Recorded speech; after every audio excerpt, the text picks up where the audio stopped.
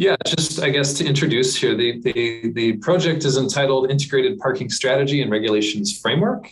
But there's sort of two distinct outcomes to it. And so one will be a public parking strategy, and that's going to be used to guide planning and decision-making and implementation for publicly owned and publicly provided parking. So that's primarily on-street parking in the municipality, but also a few of the publicly owned off-street lots. And so those are the parking facilities that the municipality has direct jurisdiction over and can dictate how they're managed to sort of make most effective use of that resource and to best benefit the community. And so importantly, that public parking strategy component not only addresses typical and conventional vehicle parking, it includes things like opportunities for electric vehicle charging, bicycle parking and endpoint facilities, and accessible parking as well, among other things. Part two, and I kind of hesitate to call it part one and part two because really it is a coordinated project that's being undertaken. But outcome number two will be a updated and modernized parking bylaw. And so the parking bylaw is what regulates provision of parking as part of new land development. And so the municipality has a parking bylaw right now, but a focus for this exercise is to review that bylaw, work with the community, and work within the municipality's policies to understand where that bylaw might be updated to better reflect current priorities. And I'll explain a little bit more on that parking bylaw in a second. So why undertake this? Why manage parking? There's a myriad of reasons to do so, but we'll touch on 5 here. One is around, an important one is around environmental sustainability.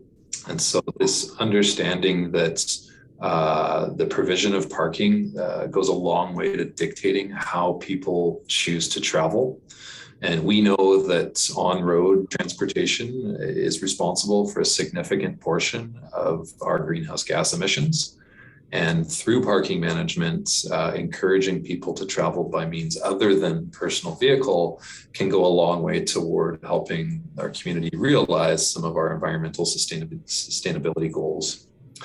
Number 2 is affordability. And so parking is not cheap. And so that's not only the user having to pay for parking in certain communities, but the actual construction of parking facilities and then the maintenance and enforcement over time is hugely expensive. And so whether that's provided as a public resource and taxpayers pay for that through taxation, and or whether that parking is provided privately and through construction costs passed on to future residents or renters or people leasing, renting, or owning commercial or industrial space, those costs don't disappear. And so we want to look very closely at provision of parking and the level of parking supply and how that impacts overall affordability. Number 3 here is good planning principles around land use and urban form. And so some of the key principles, especially when we're talking about town centers and urban areas, is around avoiding excessive parking supplies, especially as they interface with the sidewalk and the streetscape. And anything we can do to, whether it's limit the amount of parking that's provided and instead use that critical urban space for whether it's new buildings or whether it's public spaces. It's a direct result of the ability to accommodate these urban style uses is a direct result or a direct trade-off with the provision of parking. So anything we can do to limit the amount of surface parking and or start to look toward structured parking facilities goes a long way to realizing land use and urban form objectives. Number 4 there is around traffic, congestion, and road safety. So we can confidently say that where parking is available and parking is plentiful, it does not provide a barrier to people operating private vehicles. And it is those vehicles that create the congestion we sit in and sort of intensifies some of our road safety issues in our community. And so really through parking and through management of parking, we hope to work toward realizing reduced congestion and to work toward realizing some of those multimodal road safety concerns.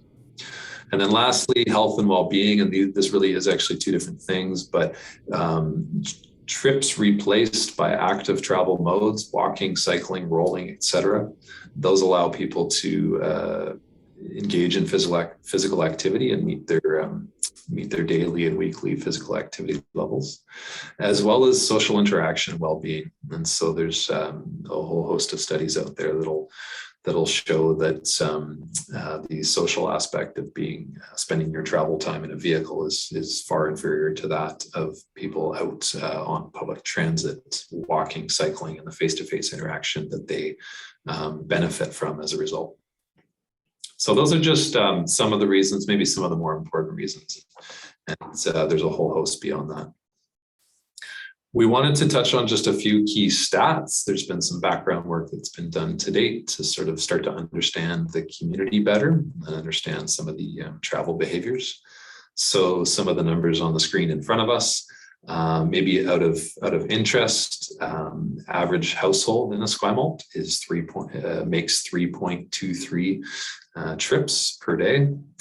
There's an average of approximately 1.2 owned vehicles per household. 61% of people most regularly commute by vehicle. What else do we have here? Active travel represents approximately 1 in 5 or 20% of commute trips made.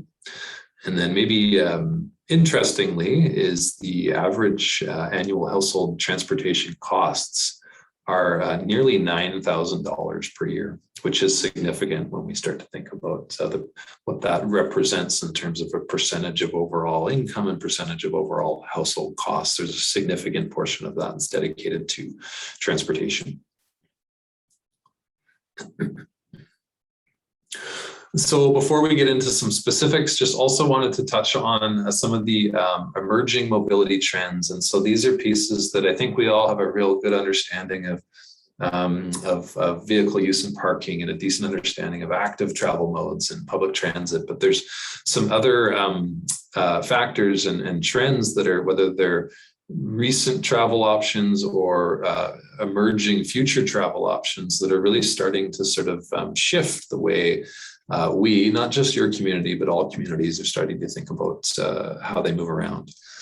So I'll touch on a few of these. Shared mobility is one that we're just within the capital region. We're starting to see some of that comes in the form of publicly owned or collectively owned car share vehicles that are being used in Esquimalt and other places to provide access to a private vehicle when someone needs it, and then provide an alternative to maybe owning your own vehicle or owning a second vehicle. A household might be able to defer the need for a second vehicle. Similarly, bike sharing programs are becoming more prominent. And so we've seen a few of them over the years here in the capital region with varied success, and something that especially elsewhere in the province is really gaining traction and something we anticipate seeing more of into the future. I think another one here is around active transportation. So importantly, Esquimalt earlier this year finalized their active transportation network plan, which identifies a whole series of proposed improvements to help facilitate more walking and more cycling within the township and through the township. And so some of the direction from that process, the AT&P, are going to be rolled in and considered as part of the parking work we're doing here, very specifically as it relates to bicycle parking and supporting facilities. I think also another one to touch on is universal access or accessibility or universal design. And so parking is a very big component to providing a kind of a fulsome approach to universal access. And so when we talk about how universal access can be accommodated through parking, it's both in the public parking supplies as well as through regulation for future development. And it can come in the form of determining what an appropriate supply, so basically what the parking needs are, both publicly and privately, as well as ensuring that those accessible parking stalls are designed in a way that they are truly barrier-free and can be used by people of all abilities. And so that's going to be a key component to the work we're doing here. A couple others there that are emerging or maybe not too far into the horizon. Ride hailing, which we've heard whispers of in the capital region here, but is yet to be here full scale. And then autonomous vehicles, which we start talking in the future about how that might have a very significant change in the way we move around.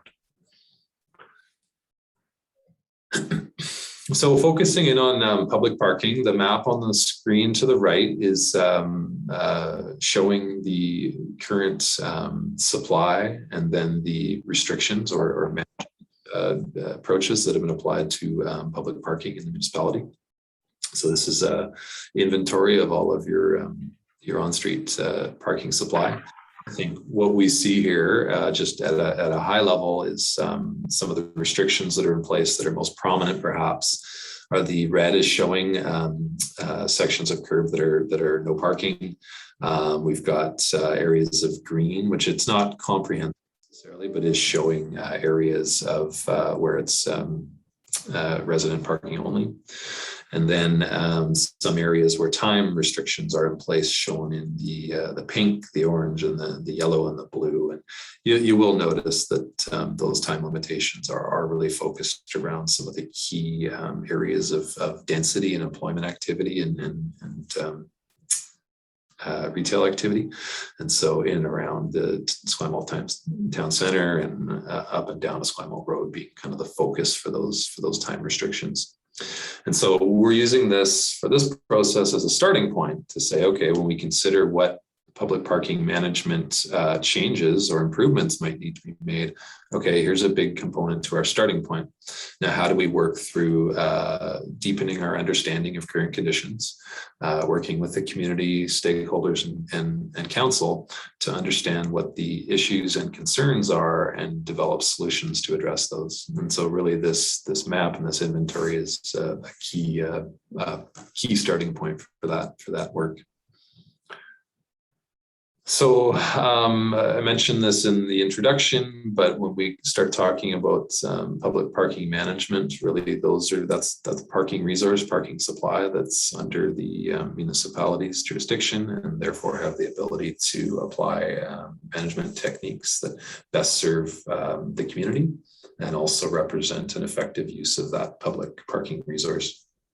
So some of the techniques, and this is by no means an exhaustive list, but we can start talking about time limitations that whether it's 2 or 3 hour and allows for a bit longer, or something like an hour, or half an hour, or even 15-minute limitation that might be focused on providing drop off and pickup or loading, things like that. But time limitations are a management technique.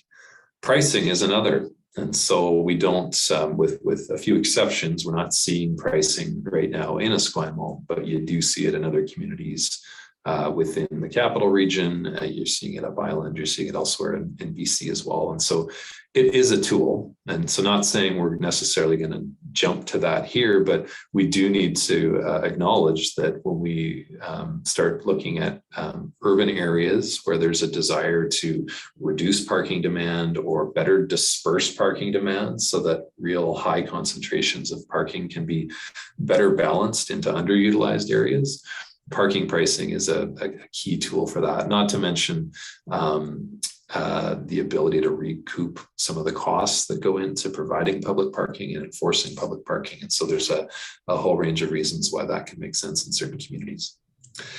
And then user restrictions is another one. So whether there are certain activities that we want to accommodate at the curbside, you can put in restrictions that either disallow certain activities or explicitly allow only certain activities. But then beyond parking, we want to introduce this concept of curbside management.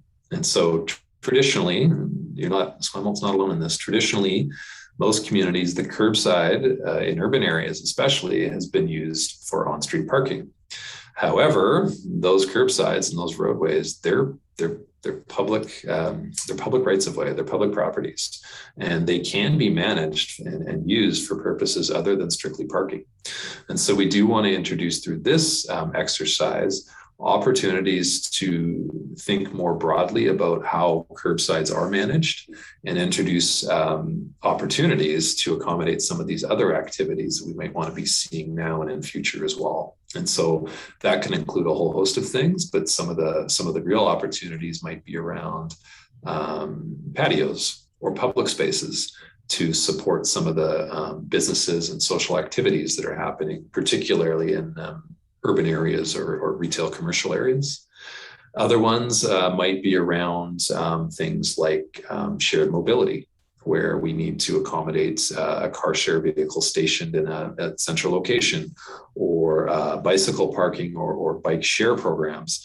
Oftentimes the public spaces or the sidewalks that we have don't necessarily have the requisite space to accommodate these activities, but at the curbside is a public space where by reducing the on-street parking supply by 1 or 2, you can go a long way toward accommodating some of these activities.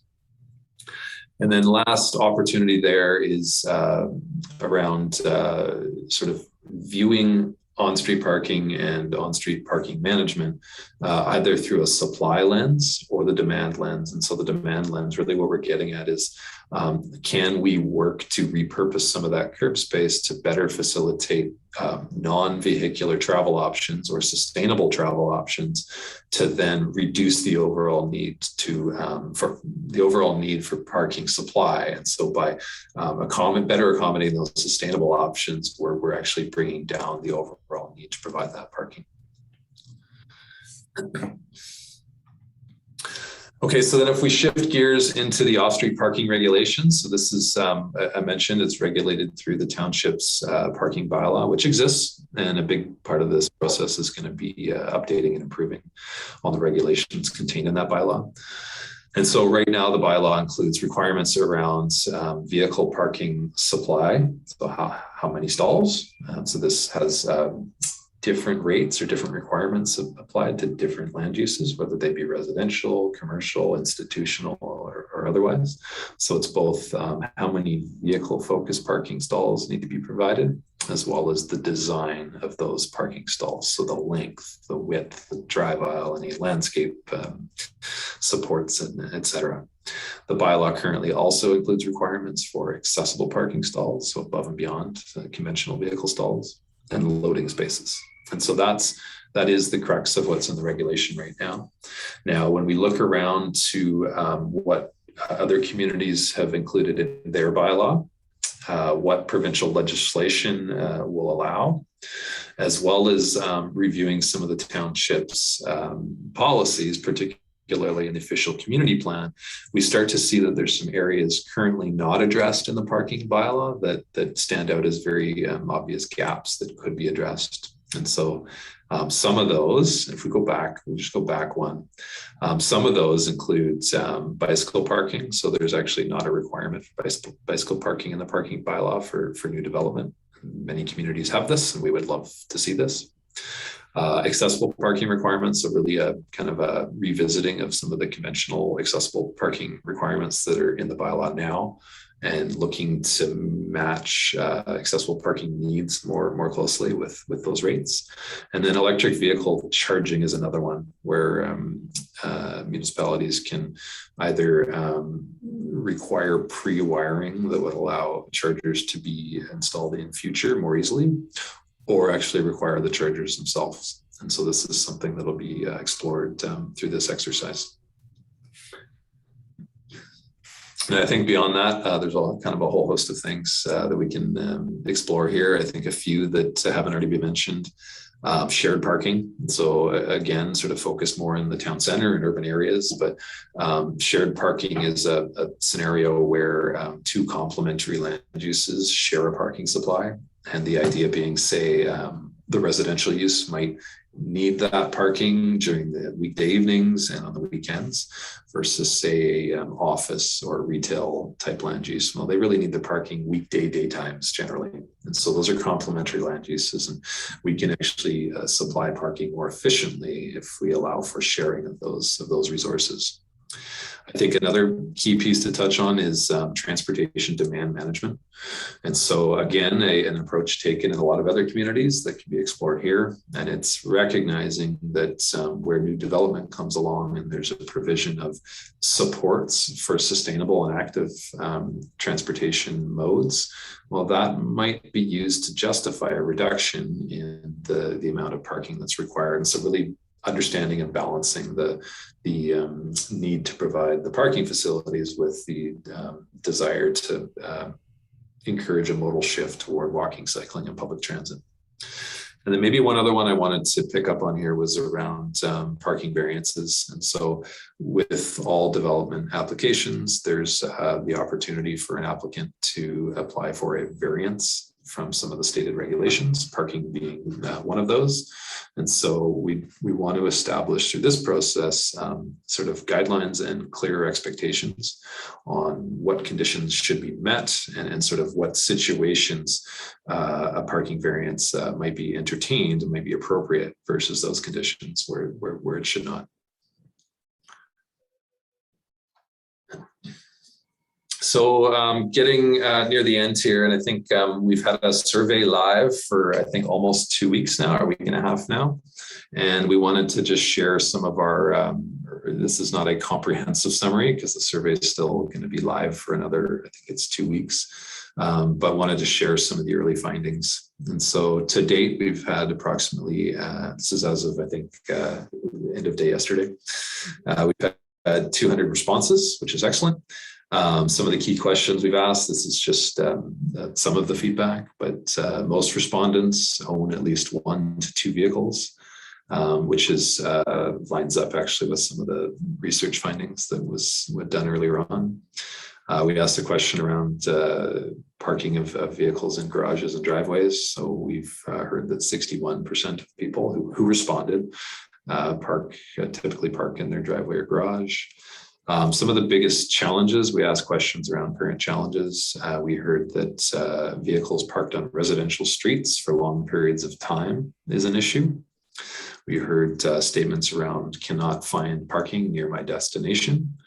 And then similar to the first one, perhaps, is we heard that non-resident vehicles are parked in resident-only areas. And so might be an issue of impacting local residents' ability to find parking and or a need to kind of increase the enforcement that's undertaken in those areas.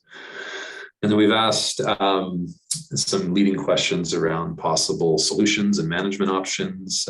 We heard expanding the area where time restrictions have been applied as an opportunity. An interest in creating more accessible parking and more electric vehicle charging opportunities. And then also a desire to see an expanded resident-only parking area. And then the last item there was a response to a question around the development regulations, the parking bylaw. And so we're hearing so far that there's generally an opposition to entertaining reduced parking rates, which is something that could be contemplated through this review. And Alana, we just have a question in the chat. This may actually be better addressed to Bill potentially, but asking, wasn't electric vehicle charging requirements for new developments passed by council in February of 2021? Yes, council did amend the parking bylaw to require the wiring in, not necessarily the installation of actual chargers, but the pre-wiring. So almost all of the most recent developments have pre-wired parkades. There are limits to the law in what a parking bylaw could do. You cannot compel a developer to put in the actual chargers at actual spaces. And we're also seeing that most developers realize that EV cars are coming. And if they want their building to maintain its value, they're doing this anyhow. They have to, because they know that's the future, and they want to protect their investment in their building. Good, thanks, Bill. Hi, it's Catherine. Can I put my hand up for discussion? Absolutely. We're